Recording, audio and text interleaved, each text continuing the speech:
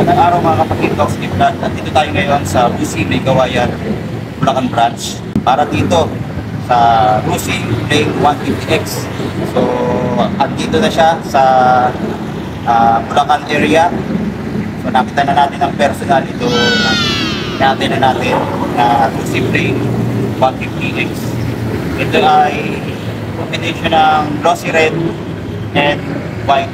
So, makita natin dito yung kanyang waterfall, 4 valves, tapos yung Rusi 150X, tapos sa maganda ng kanyang decals. So, mamaya ikot na natin at alamin din natin yung cash price and installment dito sa produto. Kaya, stay tuned po tayo.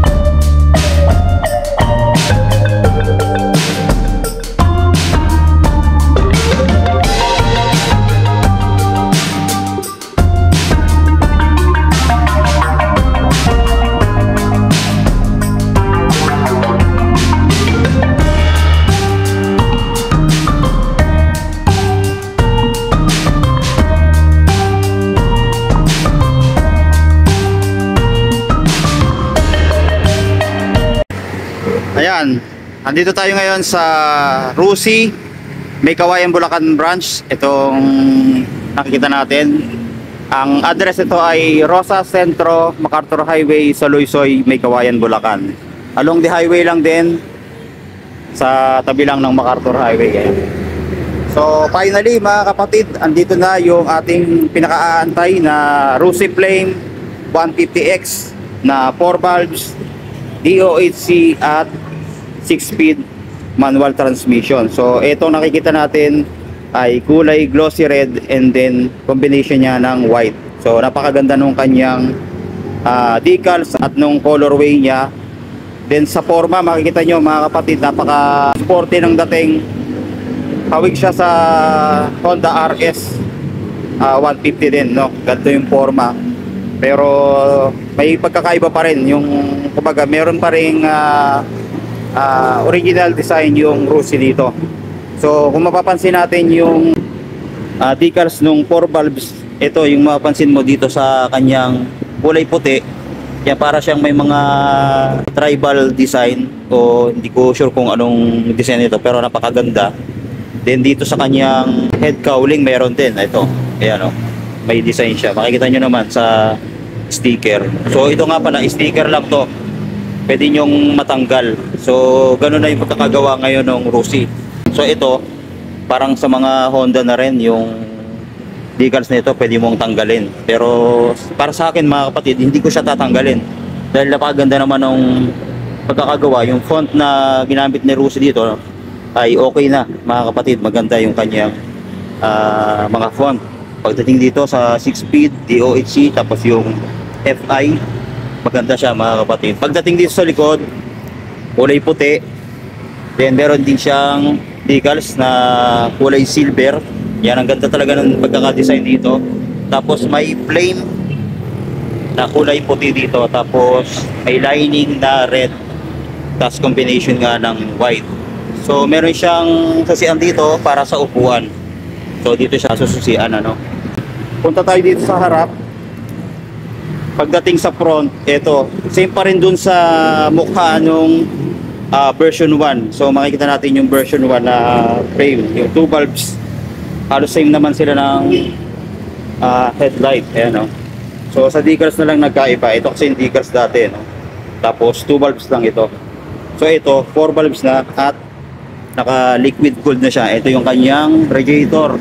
Ayan, napakaganda ng radiator. Halos same sa mga Raider 150 FI yung radiator niya, Tapos ganun din sa RS 150. Pagdating sa makina, ito medyo tagulang siya ng konti, pero makita natin napakalaki ng makina nito.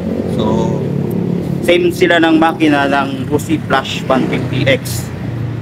Yan, oh. Dito sa ilalim. Yan, napakaganda ng makina niya, no? Ang design niya talaga, napaka-slim lang. Okay na okay na sa aerodynamics. So makita naman natin dun sa mga video ni Sir J Max, itong Rusi Flame 150X ay napakatulin. Ang kagandahan kasi sa Rusi ay sumasabay na siya dun sa mga branded. Tapos napaka-affordable nung price nung kanilang mga motor. Then nasa paggamit na lang natin mga kapatid yung itatagal ng motor. Sa mga hindi maka-afford na mga branded, so may choice kayo dito mga kapatid. Balik tayo dito mga kapatid sa kanyang front ay naka-telescopic. Yan, yung fender niya sa harap, napaka-sporty ng dating, ang ganda, glossy white. Yan, para siyang pearl white ang datingan, may mga glitter effect, makikita nyo pagka na iilawan siya o nasinaga ng araw. Tapos dito sa karugtong ay matte black finish siya. Tapos ang ganda ng kanyang mga bolts dito, no? Naka-allen bolts na siya, tapos stainless talaga, no? Tapos dual path caliper siya sa harap.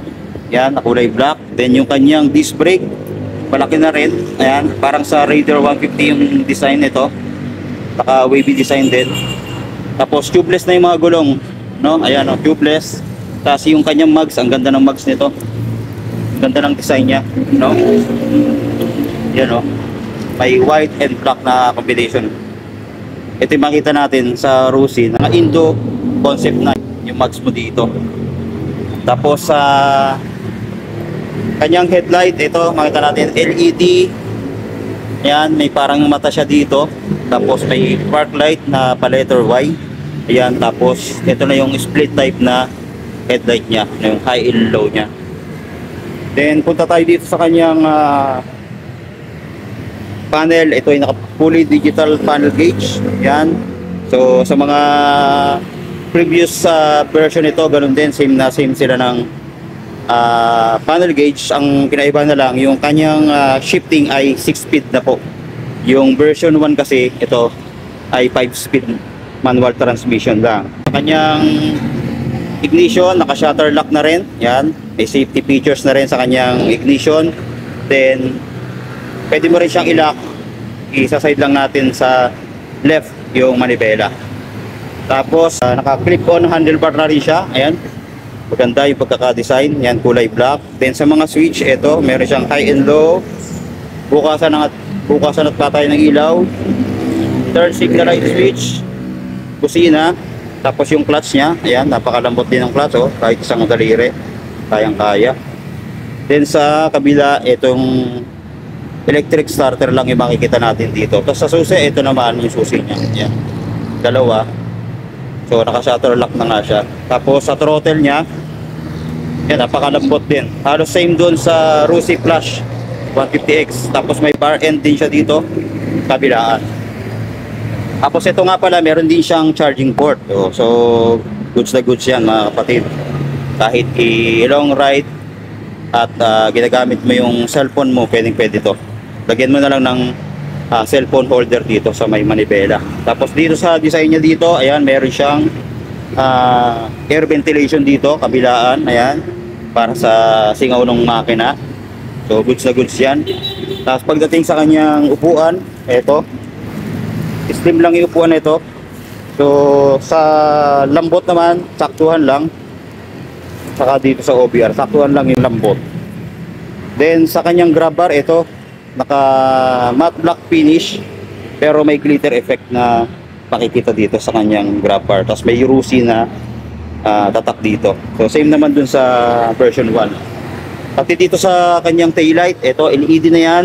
Pati yung signal light LED, ayan, nakaseparate yung kanyang signal light, ano. So ingatan na lang natin na mapasagi or tumama sa mga ibang bagay, ano. Tapos may reflector din siya dito. Then sa fender, ayan, makita natin, very sporty, naka paangat ng konti. Then may ilaw din dito sa may kanyang plate holder. Yan, meron yan LED, no? Tapos sa muffler niya dito sa likod, Pakita natin, napaka-sporty ng dating. Tingnan nyo mga kapatid, naka-upright position na siya, no? Ang ganda. Tapos stainless na rin yung pagkaka-design dito. Tapos kanyang elbow ay matte black finish. Sa kanyang dulo, ito, dalawa yung dabasan ng hangin. So goods na goods yun, no? Tapos disc brake na rin pala yung kanyang likod. Naka single pot caliper na kulay black, malaki din. Ang kanyang disc brake ay naka flower type design. Then 3mm yung kanyang kapal, no? Tubeless na rin yung gulong sa likod. So tingnan natin yung size ng gulong. Sa likod ay 110 by 70 by 17. Sa harap naman, tingnan natin. Sa harap ay ito 70 by 90 by 17. So maliit yung sa harapan. Xiaoyang yung tatak ng kanyang gulong. So China din, mga kapatid. So dito pagdating sa kanyang ilalim na makina, dito yung kanyang lagayan ng change oil, ano? Ito, no? Yan, tapos wala na rin siyang kickstarter. So ganyan na yung mga lumalabas ngayon, no? So yung compartment hindi natin makikita. Sa previous model naman makita natin wala na siyang compartment halos. Wala ka na may lalagay. So mas maganda, bumili na lang tayo ng top box bracket, then pati top box kung nais natin na karoon ng mga lagayan yung ating mga personal na gamit. Ayan, subukan nating upuan itong Rossi Flame 150X para may reference kayo kung gaano siya kataas. At testing na rin natin yung mga shock nito kung maganda ba yung play. Yan. Ang height ko ay 5'6", so makita nyo naka-flat yung ating paa, mababa lang siya. At yan, tinesting natin yung shock. Malambot yung shock niya sa likod. Pero yung sa harapan, medyo may katigasan. Hindi ko alam kung itong unit lang o baka naman sa ibang mga unit ay malambot naman siya. So mas maganda i-try talaga natin to ng umaandar para mas malalaman mo yung lambot o yung performance nito sa karsada. Magaan lang din yung motor na to at napaka-slim ng kanyang body. Madali din siya i-maneuver. So para ka lang nakasakay sa bike. Pero all goods, napakababa.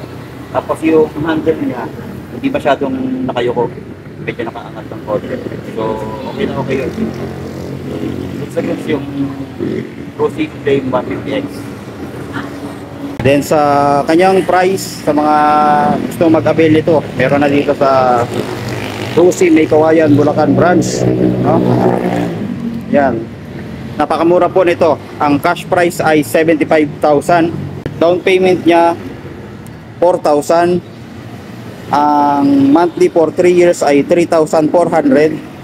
Sa 2 years naman ay 4,540 at sa 1 year ay 7,955. May rebate pa na 300 kapag updated kang maghuhulog. So napakamura na mga kapatid itong motor na to, no?